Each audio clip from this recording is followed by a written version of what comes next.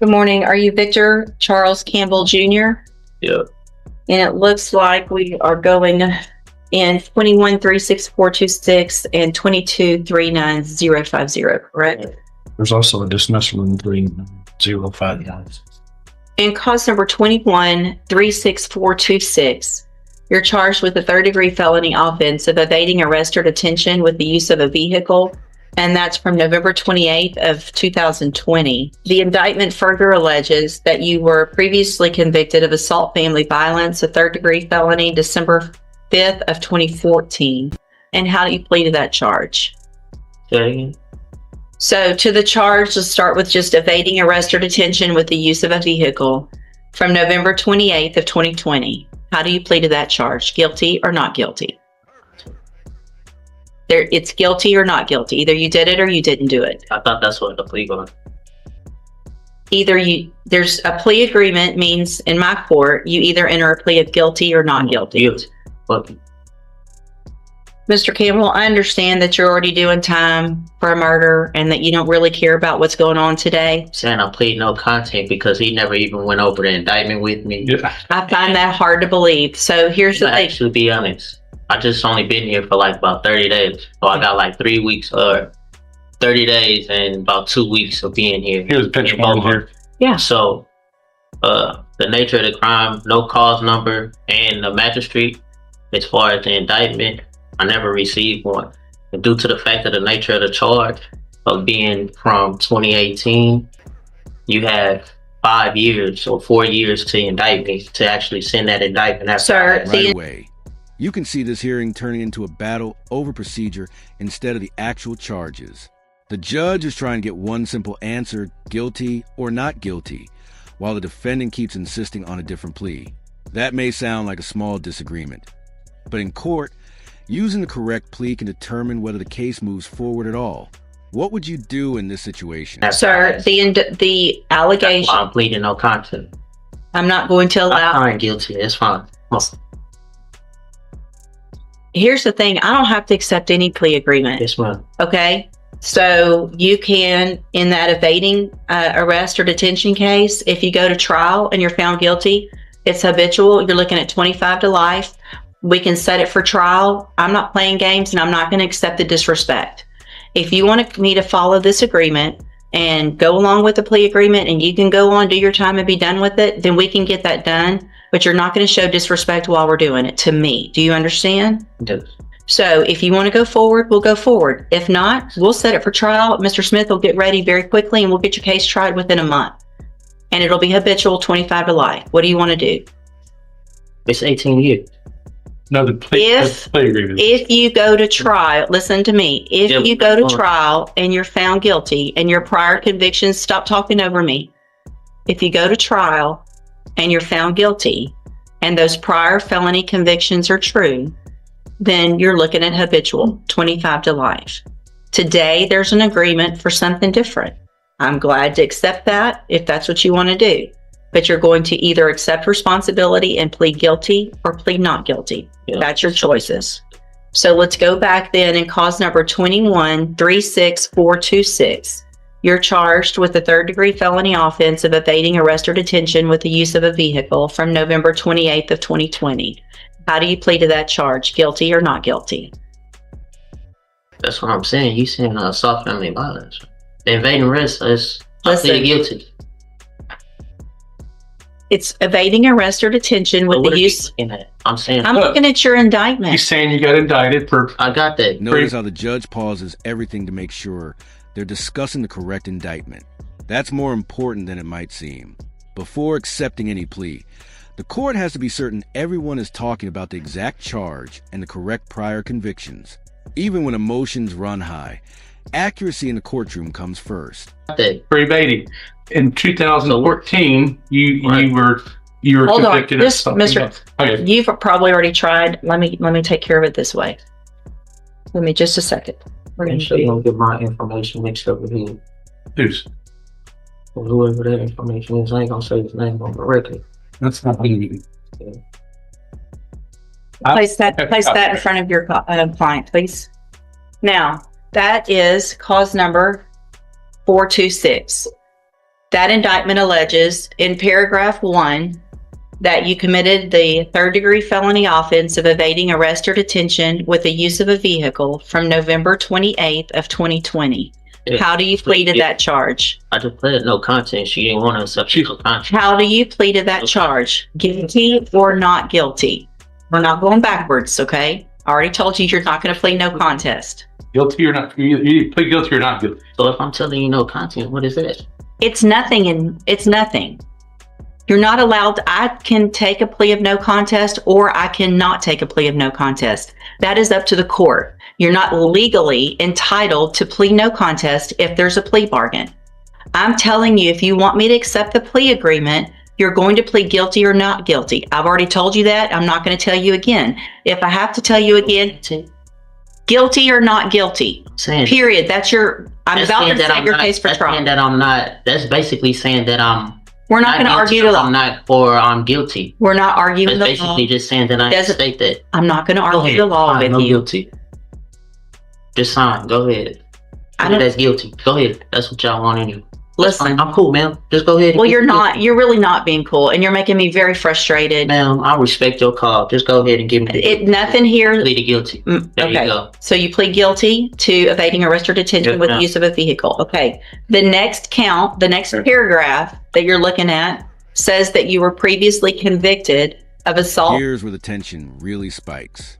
The defendant starts debating legal terminology, while the judge keeps steering the hearing back to the plea agreement. Regardless of who's right about the wording, the judge's priority is making sure the defendant understands the consequences before accepting the plea. Sometimes the biggest courtroom battles aren't about facts. They're about communication. Assault, family violence, December 5th of 2014.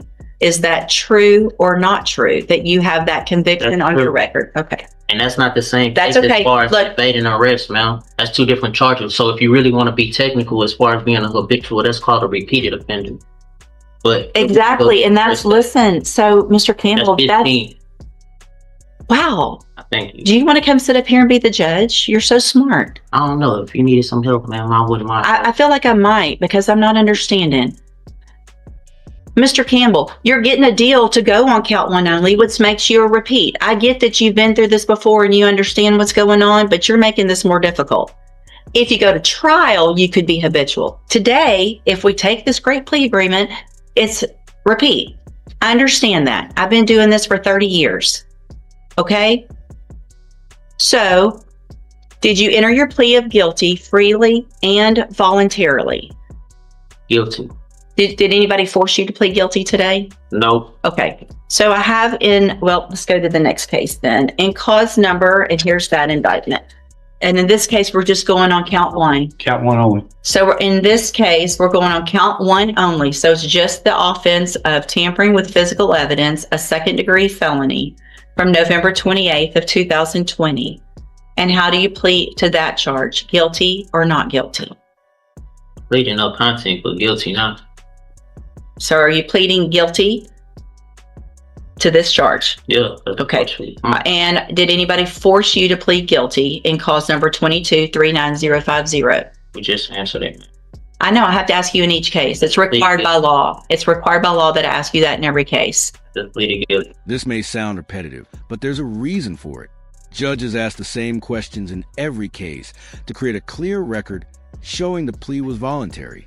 Those repeated questions aren't for drama. They're designed to protect conviction from being challenged later. It's routine, but absolutely essential.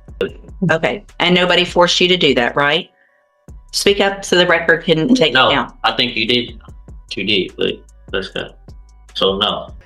Okay. So I have in both of those cases here on the tablet some documents that have your signature on them that the state's marked as exhibit number 1. Before you signed those, did you go over them with Mr. Parker? The documents on the tablet, y'all have that? And do you understand if that you'll be waiving or giving any right to appeal? Yes or no, please. Do you understand that? And what we signed the document. Okay.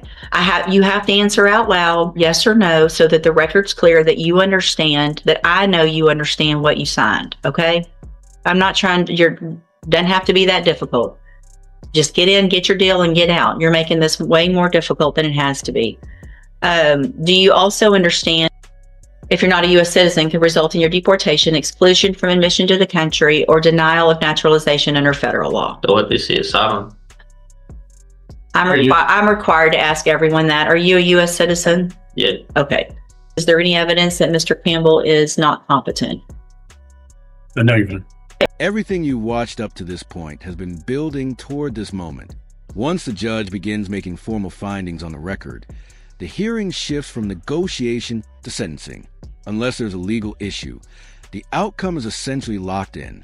Were you expecting this case to end with a negotiated agreement, or did you think it was headed for trial? Okay, Mr. Campbell, I'm going to find in each of your cases that you... Mr. Campbell, pay attention to me for a second, please. Oh, fell, well, I ain't drinking. Mr. Campbell, you ready? Yeah. In cause number 21-36426, I'm going to find that you entered your plea of guilty and true, freely and voluntarily. Find that you're mentally competent and you understand the nature and the consequences of your plea. Find sufficient evidence to find you guilty, and at this time, find you guilty of evading arrest or detention with the use of a vehicle. Find that prior conviction true. Sentence you in accordance with your agreement to a term of 18 years in the institutional division of the Texas Department of Corrections. You will receive credit on that sentence for any time that you've been in custody that the law gives you the right to receive. So can you say that on record? I'm on the record. No, I'm saying say that how long I've been in custody. I don't know. I don't have that information. 5 years. Okay, you'll get all the credit that you are entitled to get. How long? And cause number 22-39050, also find that you entered your plea of guilty freely and voluntarily. Find sufficient evidence to find you guilty, and at this time find you guilty of tampering with physical evidence. Sentence you in accordance with your agreement to a term of 18 years in the institutional division of the Texas Department of Corrections. You will also receive credit on that sentence for any time that you've been in custody that the law gives you the right to receive. These two cases will run concurrently, which means together at the same time. And I'm handing you in both of your cases the trial court certifications that shows these were agreements that I followed, and so you've waived your right to appeal. I've also handed you a written admonishment regarding your ineligibility to possess a firearm or ammunition. Because the hearing may be ending, but the judge is still required to explain the long-term legal consequences of these convictions, including firearm restrictions and appeal rights. It's a reminder that a guilty plea affects far more than today's sentence.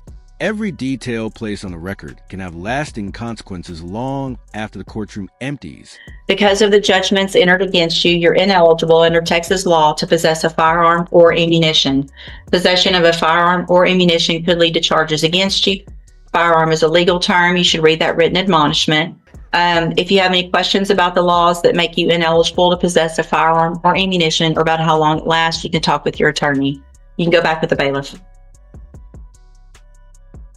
So do I get my papers for my time, sir? Go back with the bailiff. Is you gonna bring me my papers for my time, sir? They have it in the jail. No. Excuse me? No, they have it at the jail. No. I told you. You didn't tell me. Why it wasn't that bad? I mean, this one might be difficult, and Judge, this one's really gonna push you over the edge difficult. This one is